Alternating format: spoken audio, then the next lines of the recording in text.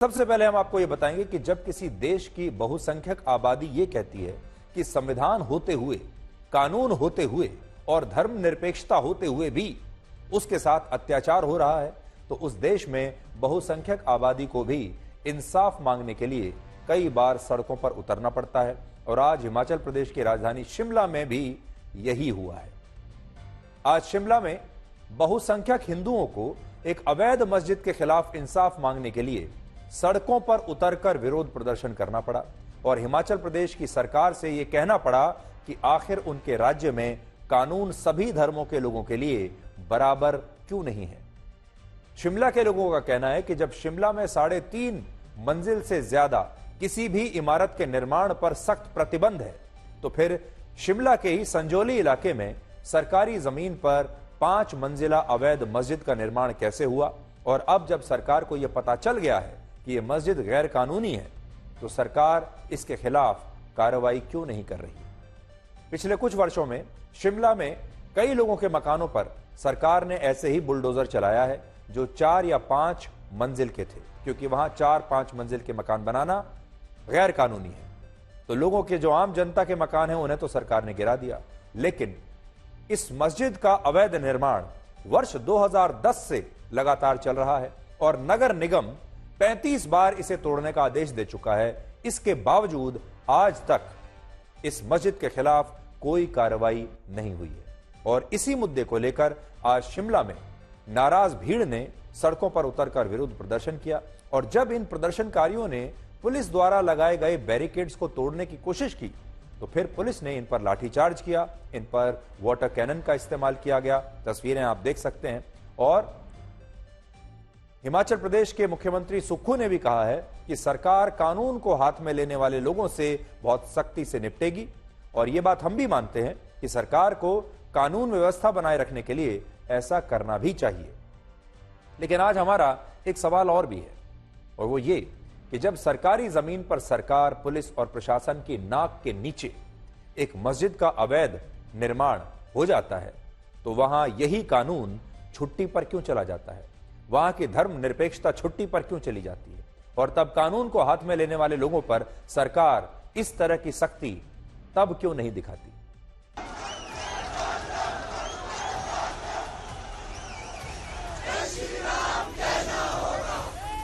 प्रदर्शनकारियों की ओर से जो सबसे राइट हैंड साइड की बैरिकेडिंग है उसको तोड़ दिया गया है और अंदर घुसने की कोशिश की जा रही है। आपको प्रदर्शनकारी नजर आएंगे कि कैसे वो अंदर घुसने की कोशिश कर रहे हैं, कैसे पिछले 10 मिनट में बैरिकेडिंग पर हाथ मारकर, कभी बोतल फेंककर, कभी नारेबाजी कर बैरिकेडिंग को जोर जोर से हिलाया जा रहा था और बैरिकेड को जो 4 बैरिकेड बड़े लगाए गए हैं उनको तोड़ दिया गया है।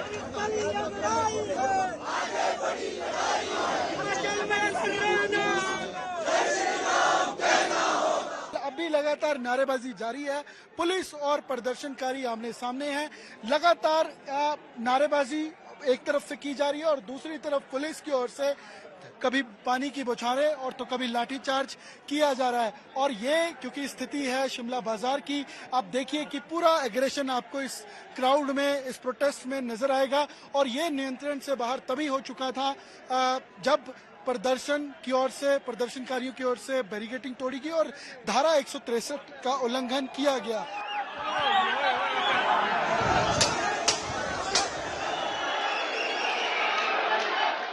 लोग हमारे पे डंडे चला रहे हैं, ये कैसा कानून है। प्रदर्शनकारियों की ओर से पहले अटैक किया गया, इनकी तरफ से पहले अटैक किया। हम तो शांति से गए, शांति से। इनकी तरफ से सबसे पहले डंडे, पानी बरसाया गया, हमारी बहू बेटियों को मारा इन्होंने डंडों से। जिस तरीके से वर्तमान सुक्खू सरकार का ये रवैया हम हिंदुओं के अगेंस्ट देखने को देख रहे हैं, आप देख सकते हैं किस प्रकार से हमारे ऊपर लाठीचार्ज हो रहा है। पिछले वर्ष गर्मियों की बात कहूँ तो हमारी जितनी भी पहाड़ियाँ थी सारी जल गई थी। उस समय पुलिस प्रशासन के पास फायर ब्रिगेड नहीं था, पानी की कमी थी। आज जब हम धरना प्रदर्शन शांति पूर्वक कर रहे हैं तो ये यहाँ फायर ब्रिगेड के माध्यम से पानी का बौछार हमारे ऊपर कर रहे हैं। लाठीचार्ज, चाहे वो महिलाएं हो, चाहे वो कोई बुजुर्ग हो, ये किसी को नहीं देख रहे हैं। आप देख सकते हैं मुझे भी इस प्रदर्शन के बीचों बीच एक पुलिस कर्मी द्वारा लाठी उठाई गई। आप देखिए पुलिस के साथ हाथों पाई धक्का मुक्की इन प्रदर्शनकारियों की हो रही है और पुलिस की ओर से कोशिश की जा रही है कि इनको पीछे खदेड़ा जाए, तो दूसरी ओर बैरिकेडिंग हिलाकर बैरिकेडिंग से आगे बढ़ने की कोशिश इन प्रदर्शनकारियों की है। अंजौली बाजार को खाली करवाने का बीड़ा अब फिर से उठा लिया है, क्योंकि पिछले 3 घंटे से लगातार क्लैश जारी था। कुछ जो प्रदर्शनकारी थे वो बैरिकेडिंग की ओर बढ़ रहे थे, बैरिकेडिंग की ओर बढ़ते हुए मस्जिद की ओर जाने की कोशिश थी, लेकिन अब पूरे मैदान को आप देखिए पुलिस खाली करवाने में डटी हुई है। लगातार तस्वीरें आप देखिए कि कैसे पुलिस का ये ऑपरेशन जारी है लगातार।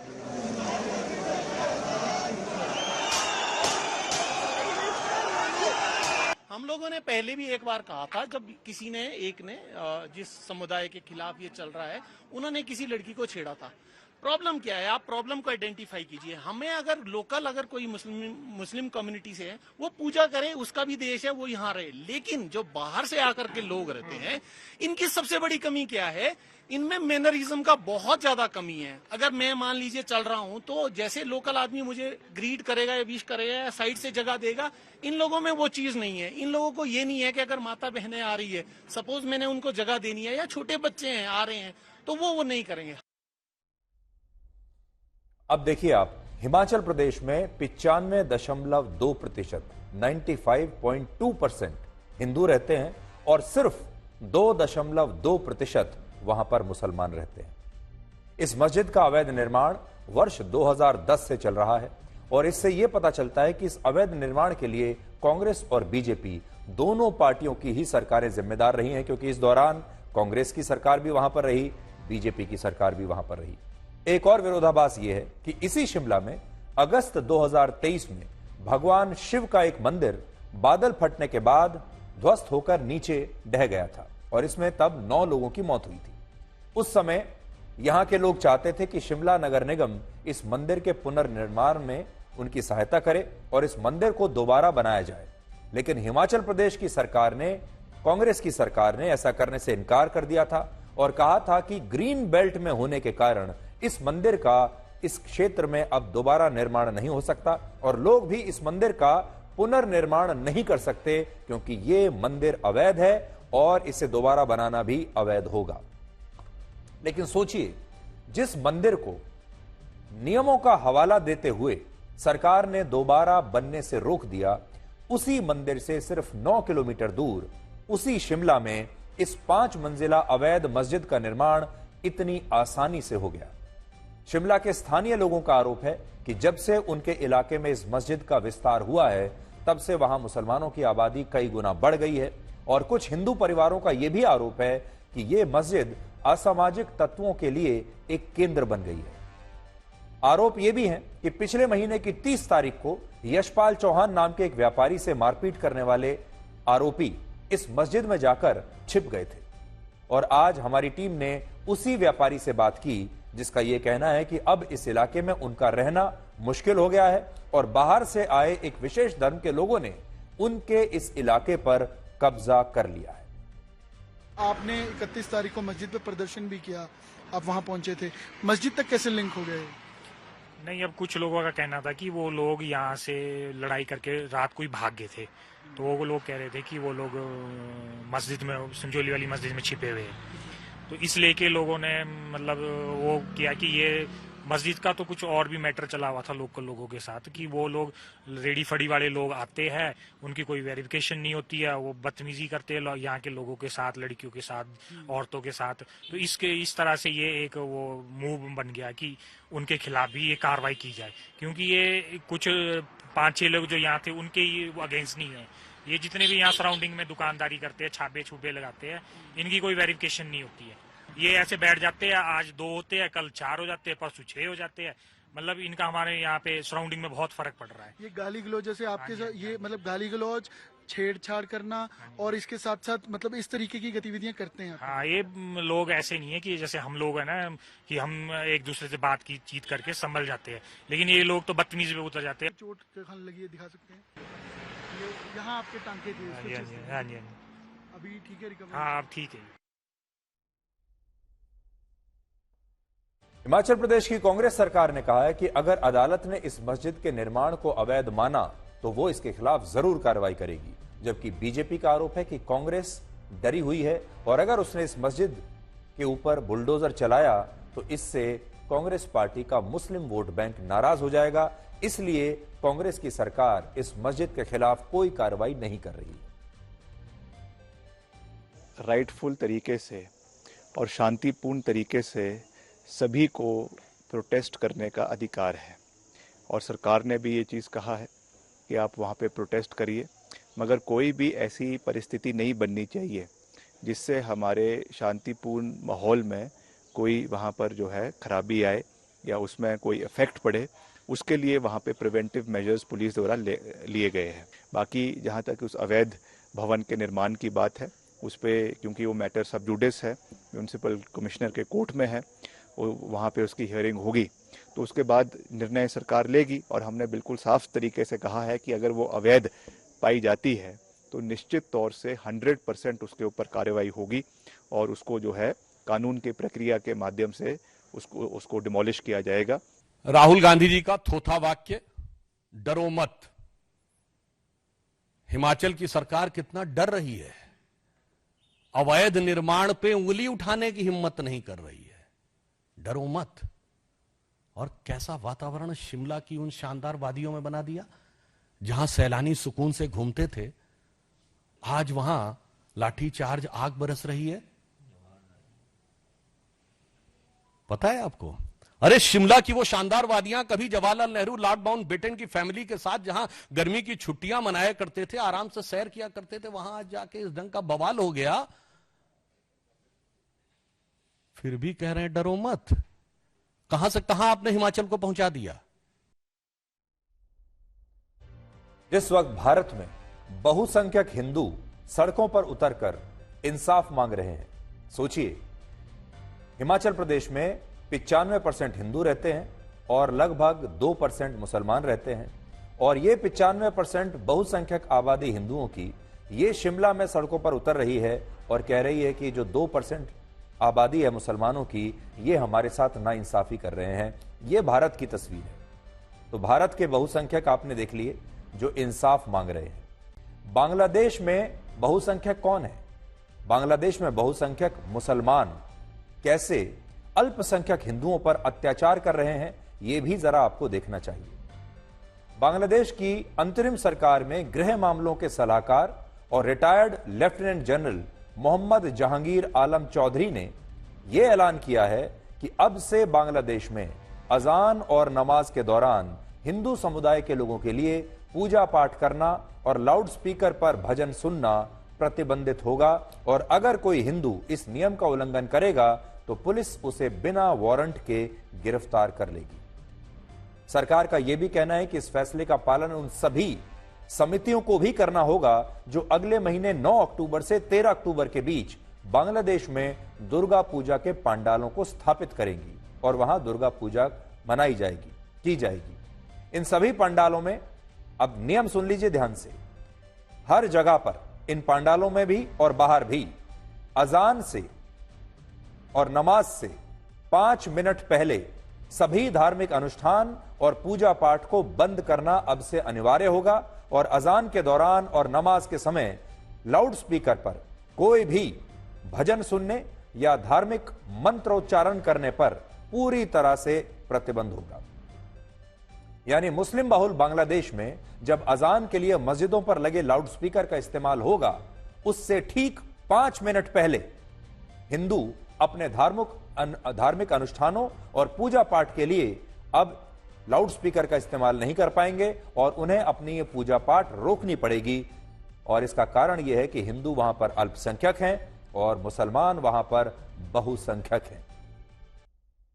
आगे बढ़ने से पहले बांग्लादेश की आबादी के बारे में जरा सोच लीजिए, सुन लीजिए।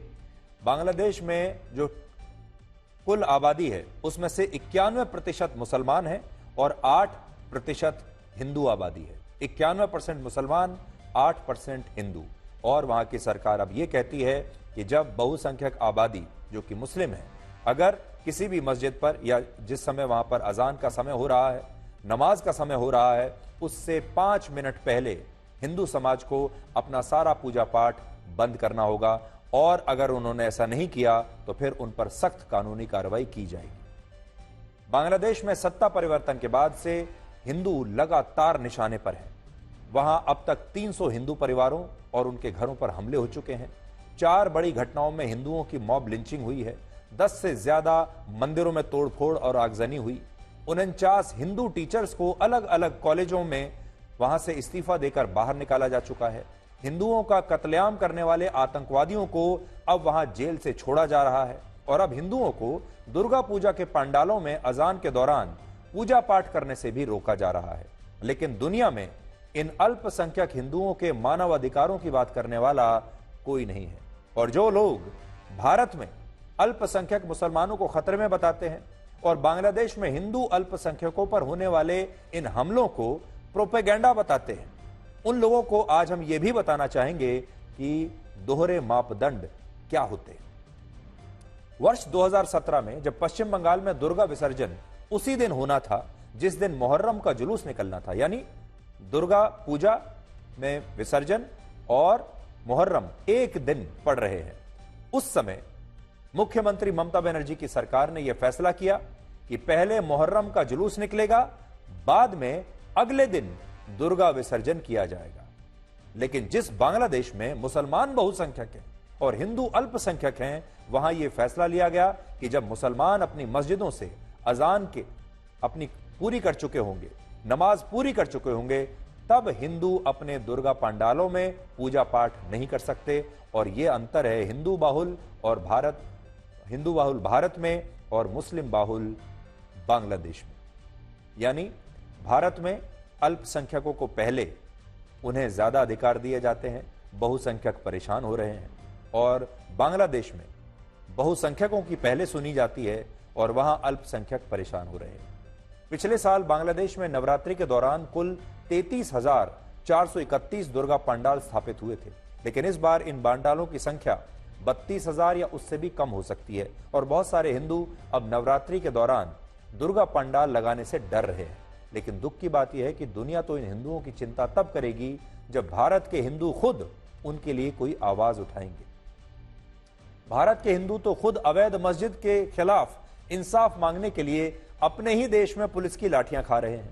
और इस धर्मनिरपेक्षता की कड़वी सच्चाई आज आपके सामने यही है। इसलिए हम बार बार ये बात कहते हैं, धर्मनिरपेक्षता अच्छी बात है, धर्मनिरपेक्षता होनी ही चाहिए, लेकिन सबके लिए होनी चाहिए। हम ये नहीं कह रहे कि हिंदुओं के लिए होनी चाहिए या सिर्फ मुसलमानों के लिए होनी चाहिए।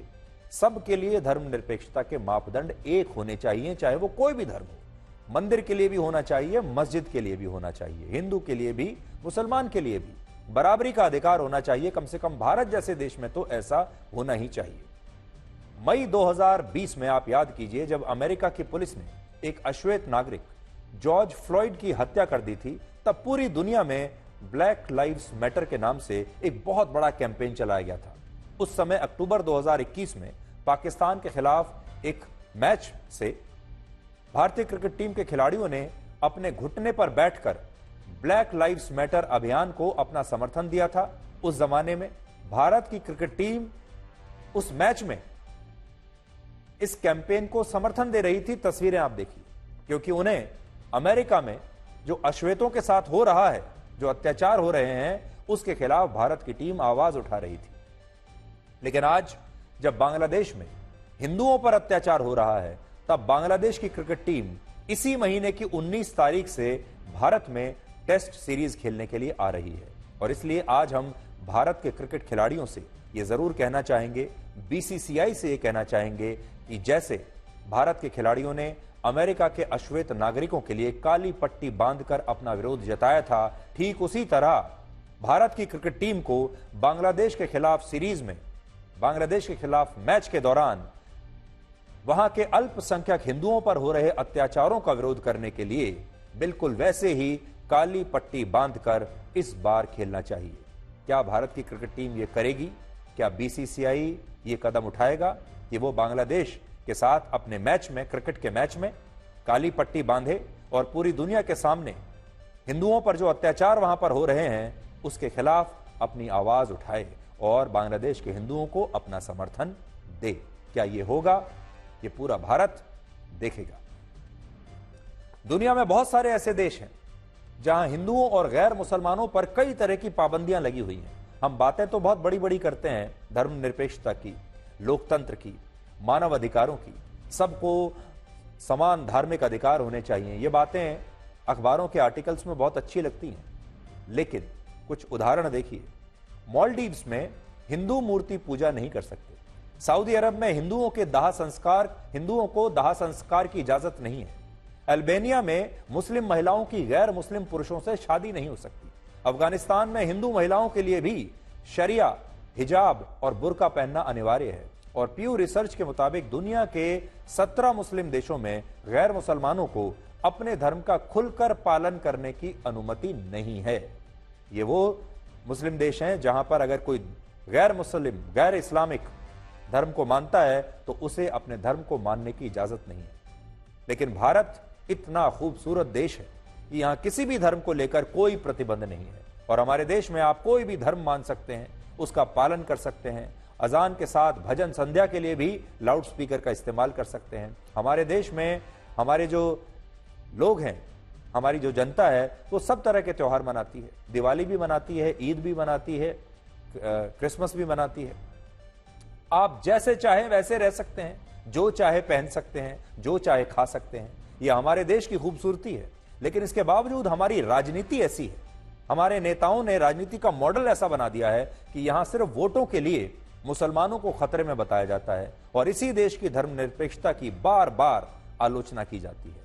कल हमने आपको वक्फ बोर्ड पर आने वाले बिल पर अपनी एक रिपोर्ट दिखाई थी कि कैसे जाकिर नायक जैसे कट्टरपंथी विदेशों में बैठकर भारत के मुसलमानों को वक्फ बिल के खिलाफ भड़का रहे हैं और उनसे कह रहे हैं कि अगर वक्फ बिल लागू हो गया तो भारत की सरकार मुसलमानों से उनकी मस्जिदें और कब्रिस्तान को छीन लेगी। और हमारे देश में बहुत सारे मुसलमान इस समय अलग अलग QR कोड वाले बैनर लेकर बहुत सारे इलाकों में घूम रहे हैं और इन QR कोड्स को स्कैन करके वक्फ बिल के खिलाफ अपनी आपत्तियों को ज्वाइंट पार्लियामेंट्री कमेटी को भेजने के लिए लोगों से अपील कर रहे हैं। और उन्होंने कहा है, और ये जो कट्टरपंथी जाकिर नायक है वो भी ये कहता है कि अगर भारत के 50 लाख मुसलमानों ने अपनी आपत्तियां ज्वाइंट पार्लियामेंट्री कमेटी को भेज दी तो फिर ये वक्फ बिल रद्द हो जाएगा। यानी वो ये चाहते हैं कि बड़ी संख्या में मुसलमान अपनी राय भेजें लिखकर, और इनकी संख्या होनी चाहिए कम से कम 50 लाख, तब ये बिल पास नहीं हो पाएगा। ये कहकर मुसलमानों को भड़काया जा रहा है। लेकिन अब इसके विरोध में देखिए खबरों का क्या असर होता है और कैसे हमारा समाज रिएक्ट करता है। अब इस कैंपेन के विरोध में हिंदू समुदाय के लोगों ने भी एक ऐसे ही स्कैन अभियान शुरू कर दिया है, जिसमें गुजरात में गणेश पंडालों में इस तरह के QR कोड्स लगाए गए हैं जिन्हें स्कैन करके लोग वक्फ बिल के समर्थन में अपनी राय ज्वाइंट पार्लियामेंट्री कमेटी को भेज सकते हैं। आप देखिए, गोधरा के कई पंडालों में QR कोड का स्कैनर लगाया गया और बड़ी मात्रा में लोग QR कोड स्कैन कर रहे हैं। जो वक्फ बोर्ड बिल जो वक्फ बोर्ड को दूर करने के लिए जो रचा है, उसके लिए भारी संख्या में लोग QR कोड को स्कैन कर रहे हैं और उसका लोग वोटिंग कर रहे हैं। पूरे गांव में, पूरे गोधरा शहर में ऐसे बैनर लगाए गए और हिंदू समाज को हर एक गणेश मंडलों पे आह्वान किया जाता है कि आप आए, QR कोड पे स्कैन करें और मेल करके अपना विरोध प्रदर्शन करें। हर एक पंडाल पे QR कोड लगा हुआ है और ये जो QR कोड है वो वक्फ बोर्ड बिल के संदर्भ में लगा हुआ है। सभी लोग इसको स्कैन कर रहे हैं, अपना अपना अभिप्राय दे रहे हैं और सब ईमेल कर रहे हैं। ये इस बार कुछ नया दिखने पड़ा है। अब जरा राहुल गांधी की बात कर लेते हैं, क्योंकि राहुल गांधी आजकल अमेरिका में है और आपने देखा होगा कि राहुल गांधी जब भी विदेश जाते हैं और वहां जाकर वो जो भी बयान देते हैं तो उस पर अक्सर विवाद हमारे देश में खड़ा हो जाता है, बहुत राजनीति होती है। इस समय भी राहुल गांधी अमेरिका में है और वहां उन्होंने ऐसे कई बयान दिए हैं जिन्हें भारत की सरकार और बीजेपी भारत विरोधी बता रही है। और इन बयानों को लेकर हमारे देश में हर बार की तरह इस बार भी जबरदस्त राजनीति हो रही है। लेकिन आज हम इस राजनीति की बात नहीं करेंगे, बल्कि आज हम आपको यह बताएंगे कि जब राहुल गांधी विदेश यात्रा पर जाते हैं तो वो भारत को लेकर, भारत के संदर्भ में किस तरह के बयान देते हैं, और जब प्रधानमंत्री मोदी विदेश यात्राओं पर जाते हैं तब वो भारत को लेकर किस तरह की बातें कहते हैं। और इन दोनों नेताओं के बयानों में आज आप कितना बड़ा अंतर देख पाएंगे, यही हमारे आज के इस विश्लेषण का विषय है।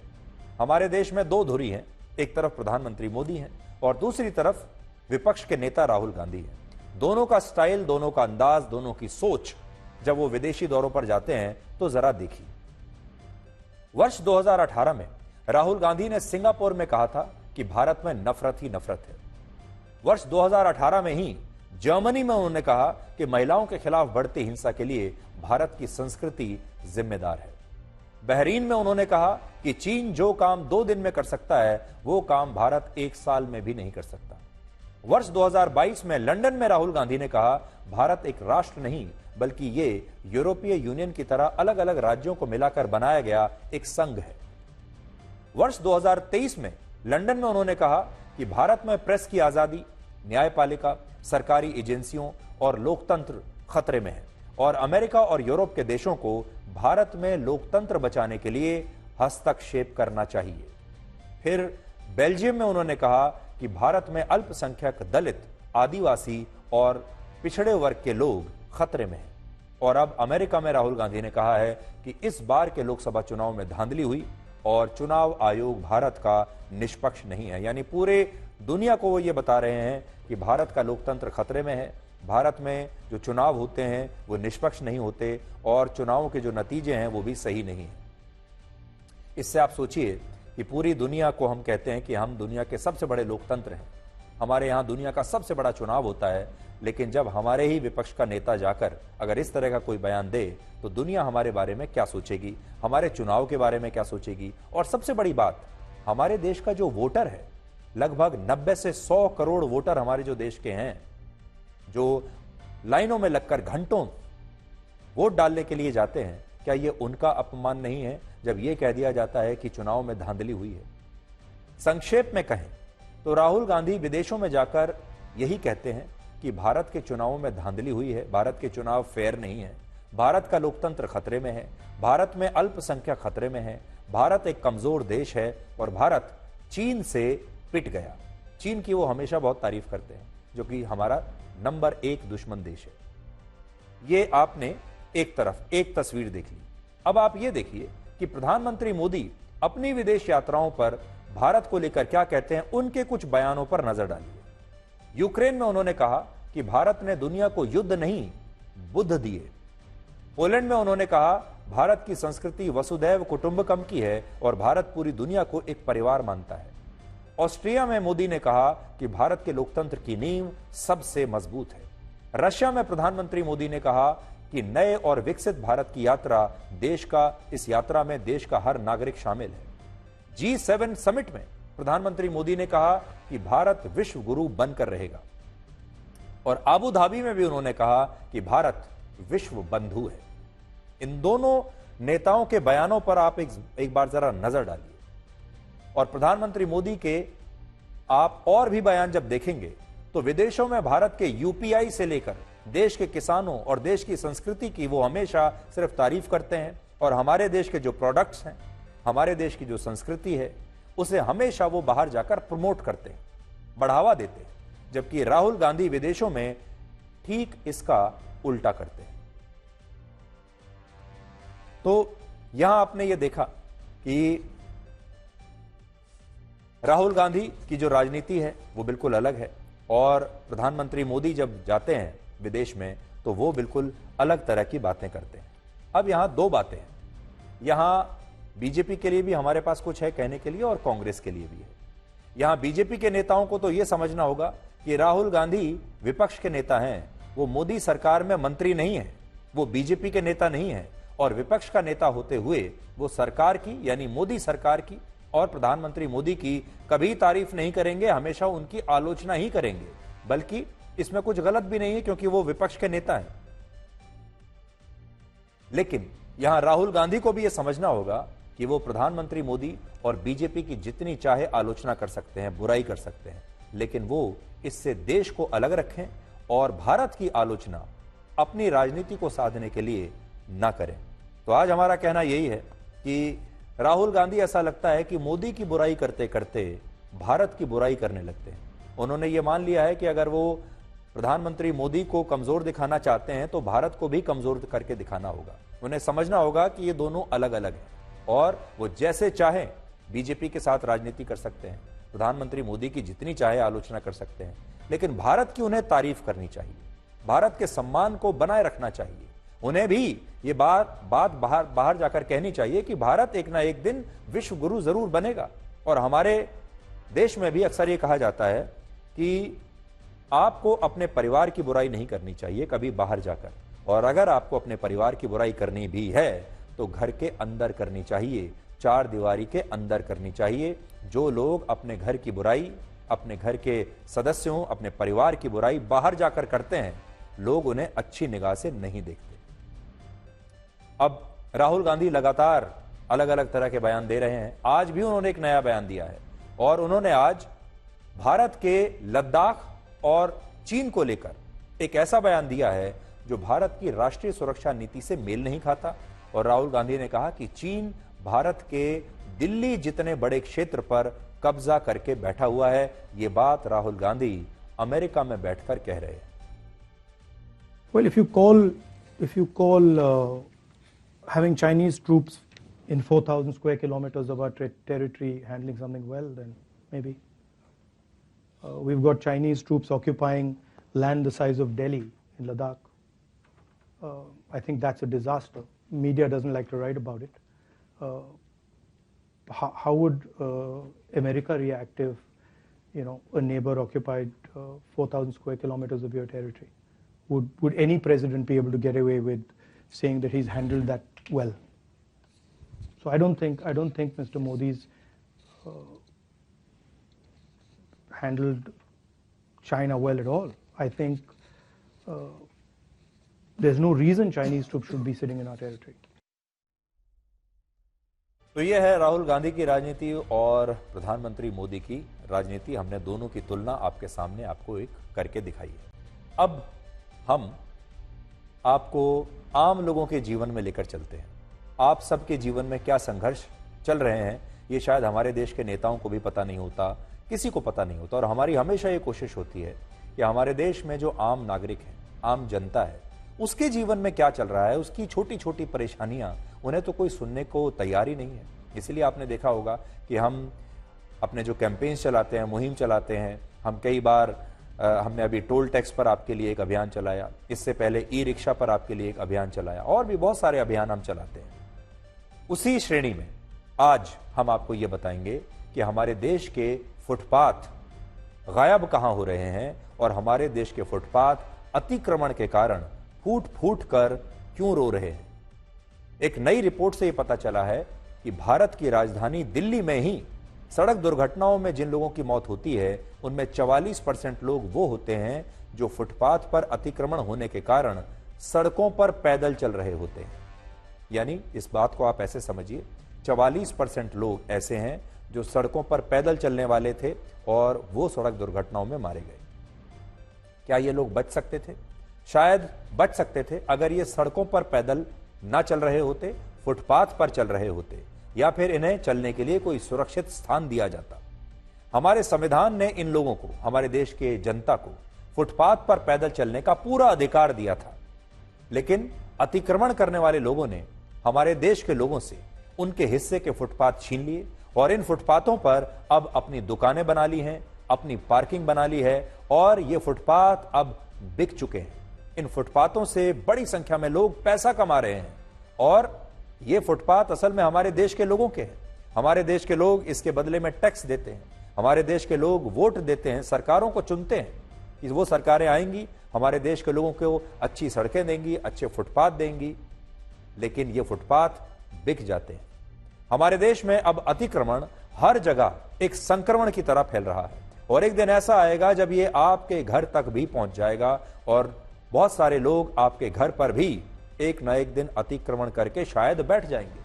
क्योंकि आप देखिए आज हमारे देश में सड़कों पर अतिक्रमण है, फुटपाथ पर अतिक्रमण है, पार्क पर अतिक्रमण है। जहां भी आप सरकारी जमीन देखेंगे उस पर कोई ना कोई गैर कानूनी कब्जा करके बैठा हुआ है। कहते हैं कि अति अंत लेकर आती है और ये अति तो अतिक्रमण लेकर आ रही है जो दिल्ली के पार्क्स को बड़े बड़े जो पार्क हैं दिल्ली में उन्हें निगल गई, यमुना नदी को, उसकी भूमि को निगल गई, सड़कों को निगल गई, सरकारी जमीनों को निगल गई और अब यह आपके पैदल चलने के लिए बने फुटपाथ को भी निगलती जा रही है।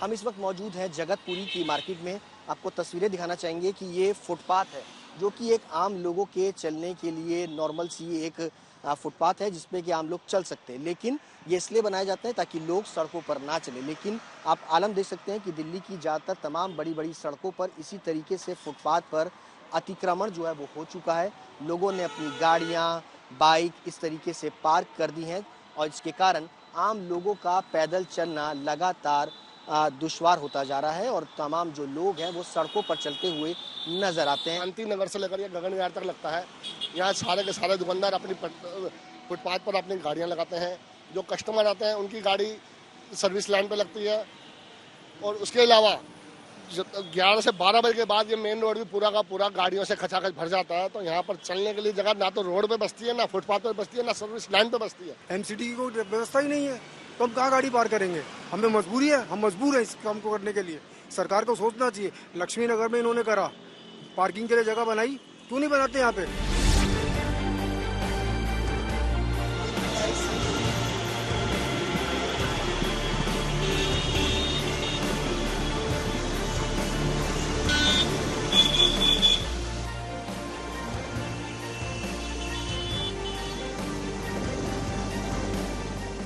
भाई परेशानी तो सबको है, हमें क्या, सबको, पूरे जो कोई चलता है सबको परेशानी।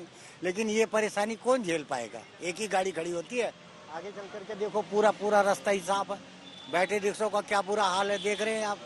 इतनी पकड़ धकड़ हो रही है फिर भी ये नहीं बाज आ रहे हैं। तब इसमें क्या कहा जा सकता है। कारण यही है कि यहाँ से वहाँ तक पूरा देखें आप, गाड़ियाँ खड़ी हैं, कोई भी खड़ा कर सकता है गाड़ी, कोई भी खड़ा करके चला जा रहा है।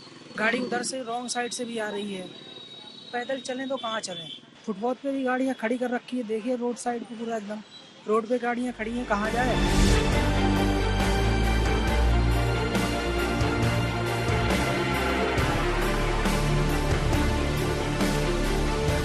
जगह हो तो चले ना। जिस जगह पर हम इस समय खड़े हैं, आप देखिए यहाँ पे इंक्रोचमेंट कितनी है। यहाँ पे गाड़ियाँ खड़ी है, लोग अपनी गाड़ी सर पर लेकर थोड़ी चलेंगे। और यहाँ पे इंक्रोचमेंट होती है, रेडी पटरी वालों का आतंक है, उन्होंने जगह जगह कब्जा कर रखा है। इसलिए तो आदमी इस सड़क पे चलेगा और कहाँ खड़ा होगा। ये गाड़ियाँ रात भर खड़ी रहेंगी, इनको कोई पूछने वाला नहीं। रेडी पटरी वालों का आतंक है यहाँ पर, उनको कोई बोलने वाला नहीं है, ना सरकार से ना दिल्ली पुलिस से कोई बोलने वाला नहीं। अतिक्रमण है वो। और आदमी इस समय इनको कोई तो सरकार सुनिश्चित करेगी, इधर इनको कोई बोलने वाला हो कोई। ये अतिक्रमण इतना बुरा हाल है कि शाम को यहाँ पैदल चलना मुश्किल है। एक्सीडेंट भी हो जाता है, कोई इधर गली से निकल के आ रहा है तो बाइक वाले तेज ले जा रहे हैं। मैंने कई एक्सीडेंट भी देखे हैं। तो सर इस वजह से प्रॉब्लम होती है। तो रोड पर चलने के अलावा कोई ऑप्शन ही नहीं है। कोई इसको देखता ही नहीं है, इसकी कोई जांच ही नहीं करता है कि कहाँ पर गाड़ी खड़ी है, कहाँ पर नहीं खड़ी। फुटपाथ पे सर जहाँ पर जगह खाली होता है वहाँ पर चल सकते हैं। इस बेड में इसके ऊपर चढ़ाइए हम लोग, हाँ। ये तो आप लोग भी देख सकते हैं कि इसकी किस तरह कंडीशन है। ये तो फिर भी कुछ हमें चलने लायक तो रहा है, वो तो चलने लायक रहा है नहीं।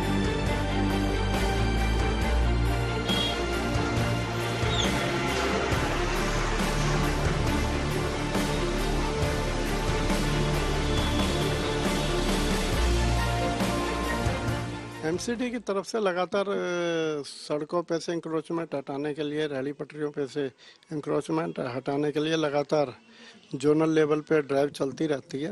और मैं समझता हूँ समय समय पे इंक्रोचमेंट हटाई भी जाती है। जहाँ जहाँ से कंप्लेंट आती है वहाँ से भी कार्रवाई की जाती है। जहाँ यातायात के अंदर रुकावट पैदा होती है वहाँ पे उठ के कार्रवाई की जाती है। लेकिन शिकायत के अलावा भी कि जब शिकायत कोई करेगा तभी एमसीडी कार्रवाई करेगी या उसके अलावा भी कार्रवाई? नहीं, ऐसा नहीं है। हमारे अधिकारी समय समय पर क्षेत्र के अंदर घूमते रहते हैं। जहाँ भी उन्हें इस तरह की इंक्रोचमेंट दिखाई देती है वो स्वयं भी संज्ञान लेते हैं। एमसीडी अगर संज्ञान ले रही होती कुछ काम कर रही होती तो आपको ये सारी तस्वीरें दिखाने का मौका हमें ना मिलता। अब आप देखिए, हमारे देश के युवा, हमारे देश की महिलाएं, हमारे देश के बच्चे, हमारे देश के वृद्ध और हमारे देश के बाकी के जो लोग हैं, उनके पास चलने के लिए अब कुछ नहीं बचा है। हर इलाके में एक काउंसलर होता है, एक विधायक होता है, एक सांसद होता है, हर इलाके में पुलिस स्टेशन है, वहां ट्रैफिक पुलिस है और सरकार है। ऐसा कैसे हो सकता है कि हमारी टीम जब वहां जाती है, एक दिन में हमें सारी बात समझ में आ जाती है, हमें सब कुछ दिखाई दे रहा है और इतने सारे लोगों को इतने वर्षों से कुछ दिखाई नहीं दे रहा। इसके पीछे एक ही कारण हो सकता है और वो कारण है भ्रष्टाचार। वो कारण ये है कि इन लोगों की जेबें भरी हुई हैं और हो सकता है कि वहां का जो प्रशासन है, वहां की जो पुलिस है, वो चाहकर भी इस अतिक्रमण को हटा नहीं रही है। और इसके पीछे क्या कारण है, मुझसे ज्यादा बेहतर हमारे देश की जनता इसे मानती है। तो जो हमारा हक है, हमारे देश के लोगों का हक है, जनता का हक है, क्योंकि वो टैक्स देती है, आप जीएसटी देते हैं, आप वोट देते हैं, वो सारा हक मारकर कुछ लोग आपकी जमीन पर कब्जा करके बैठ गए हैं और वो यहां से पैसा कमा रहे हैं। अब हम आपको देश में भीख मांगने की उस समस्या के बारे में बताएंगे जो अब एक बड़े अपराध का रूप लेती जा रही। ये भी आपके जीवन से जुड़ी समस्या है। भीख मांगने का अर्थ होता है जरूरत या मजबूरी में आर्थिक मदद, भोजन या कपड़े की सहायता मांगना, जिसके बदले में आपको कुछ चुकाना नहीं है, सब आपको मुफ्त में मिल जाएगा। भीख देना या ना देना लोगों की इच्छा पर निर्भर करता है। लोग दया भाव में आकर भिखारियों को भीख देते हैं, लेकिन अगर यही भीख आपसे जबरदस्ती मांगी जाए और भीख न देने पर आपके ऊपर हमला हो जाए, पत्थर फेंके जाए, चाकू मार दिया जाए, तो इसे आप क्या कहेंगे? भीख मांगना या भीख की वसूली करना? तो आजकल अब हमारे देश में भीख की वसूली शुरू हो गई है। देश के 3 शहरों में जबरदस्ती भीख मांगने की 3 घटनाएं आई हैं, जिन्हें देखकर भिखारियों के लिए आपका दया भाव समाप्त होने लगेगा। सूरत में भिखारियों ने एक दुकान पर हमला किया, बिजनौर में भीख न देने पर भिखारी ने एक व्यक्ति को चाकू मार दिया और संभल में भीख मांगने वाली महिला ने एक 2.5 साल के बच्चे का अपहरण कर लिया। अब देखिए एक एक करके। सूरत में भीख देने के बाद 2 महिला भिखारी और उनके नाबालिग बच्चों ने मूर्तियों की एक दुकान में तोड़फोड़ की। है तब किया जब उन्हें भीख मिल चुकी थी। पुलिस ने इन दोनों भिखारियों को गिरफ्तार कर लिया है। यह घटना वैसे तो 17 अगस्त की है, लेकिन इस दुकानदार ने एफआईआर अब जाकर दर्ज कराई है। 2 लड़के लोग आए थे, 8-10 मूर्ति हमारे तोड़-फोड़ किया हुआ था। हम आगे जाकर उसको लड़के को पकड़ा हम लोगों ने और उसकी माँ और उसने मम्मी लोग ना आना हुआ तो मम्मी लोग ने तोड़-फोड़ किया वहाँ पे दुकान में आगे। 8-10 मूर्ति का हमारा हाथ तोड़ डाला, 60,000 का नुकसान हो गया हमारा। और फिर उनकी जो माता आई उन्होंने भी वही काम किया? हाँ, उसकी माता आई और उन लोगों ने मूर्ति का हाथ तोड़ डाला। दूसरी घटना उत्तर प्रदेश के बिजनौर की है, जहां एक भिखारी ने भीख देने से इनकार करने पर एक व्यक्ति को चाकू मार दिया। पुलिस ने इस भिखारी को भी गिरफ्तार किया है, लेकिन सोचिए चाकू लेकर इस तरह हमला करना, भीख मांगने का ये कौन सा तरीका है? ये भीख है या फिर वसूली या लूट है? तीसरी घटना संभल की है, जहां एक महिला भिखारी ने घर के बाहर से 2.5 साल के बच्चे का अपहरण कर लिया। ये भिखारी गांव में आटा मांगने आई थी। बच्चे को उसकी मां ने भिखारी को आटा देने के लिए भेजा भी और थोड़ी देर में ये भिखारी आटे के साथ बच्चे को लेकर गायब हो गई। आप सोचते होंगे कि भीख मांगना इन सब लोगों की मजबूरी है या ये बहुत ही जरूरतमंद है, लेकिन हर बार ये बात सही नहीं होती। जो डरा कर, धमका कर, गलत व्यवहार करके या हिंसा करके पैसा मांगे, वो कैसे जरूरतमंद हो सकता है? अब आपको यह समझना होगा कि जिसे आप भीख दे रहे हैं वो जरूरतमंद भिखारी है या फिर किसी गैंग से जुड़ा कोई अपराधी है। जो जरूरतमंद है वो मेहनत कर रहा है, मजदूरी कर रहा है, कोई भी छोटा मोटा काम कर रहा है, लेकिन काम करके, परिश्रम करके अपने परिवार का पेट पाल रहा है। लेकिन जो भीख के नाम पर हिंसा कर रहा है वो मजबूर या जरूरतमंद तो बिल्कुल नहीं हो सकता, वो एक अपराधी ही हो सकता है। भारत में 2 तरह के भिखारी हैं, एक जो मर्जी से भीख मांगते हैं, दूसरे जो मजबूरी में भीख मांगते हैं। जो मर्जी से भीख मांगते हैं उनमें वो लोग हैं जो आलसी हैं, काम ही नहीं करना चाहते। आप उन्हें कितनी भी मदद कीजिए वो कभी काम नहीं करेंगे। आज भीख मांगना हमारे देश की एक बहुत बड़ी समस्या है। सड़क, फुटपाथ, ट्रैफिक सिग्नल, बाजार, पर्यटन स्थल से लेकर धार्मिक स्थल तक अगर आप जाएंगे तो ये सब भिखारियों के अड्डे बन चुके हैं। 2011 की जनगणना के मुताबिक हमारे देश में 4,14,000 भिखारी थे। सबसे अधिक 81,000 भिखारी पश्चिम बंगाल में है, उसके बाद उत्तर प्रदेश में 65,000, आंध्र प्रदेश में 30,000, बिहार में 29,000 और हर राज्य में कितने कितने भिखारी हैं ये सब आप अपनी स्क्रीन पर देख सकते हैं। और ये आंकड़े तो 13 साल पुराने हैं। सोचिए आज इनकी संख्या कितनी बढ़ चुकी होगी। भिखारियों की जो समस्या है इसकी जड़ में भारतीयों की सोच भी एक बहुत बड़ी वजह है, क्योंकि हमारे यहाँ हमारी संस्कृति में दान देना, किसी गरीब या असहाय की मदद करना पुण्य माना जाता है। इससे एक तरह से भीख मांगने वालों को प्रोत्साहन भी मिलता है और लोगों को लगता है कि वो भीख देकर अपने लिए पुण्य कमा रहे हैं। भीख देना या ना देना किसी भी व्यक्ति की इच्छा, श्रद्धा या आर्थिक स्थिति पर निर्भर करता है। भीख हमेशा दया भाव से दी जाती है, लेकिन अब ऐसा नहीं है। आपकी इच्छा ना हो तब भी भिखारी आपको भीख देने के लिए मजबूर कर सकता है, और अगर आप ऐसा नहीं करेंगे तो आपसे बदतमीजी कर सकता है, आपके साथ आपका अपमान कर सकता है, यहां तक कि आपके साथ हिंसा भी कर सकता है। तो आज एक और समस्या हमने उठाई है जो हमारे देश के बहुत सारे शहर हैं, उन सब में अगर आप देखेंगे तो भीख मांगना एक बहुत बड़ी समस्या बनता जा रहा है। सरकारों को और पुलिस को और प्रशासन को इसे रोकने के लिए कुछ तो करना ही पड़ेगा। लोगों के बीच ऐसे रहिए जैसे 32 दांतों के बीच जीभ रहती है। टच में सभी के रहना है, लेकिन दबना किसी से नहीं है।